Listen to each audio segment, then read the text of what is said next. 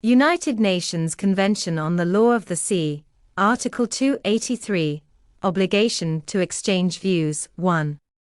When a dispute arises between states parties concerning the interpretation or application of this convention, the parties to the dispute shall proceed expeditiously to an exchange of views regarding its settlement by negotiation or other peaceful means. 2.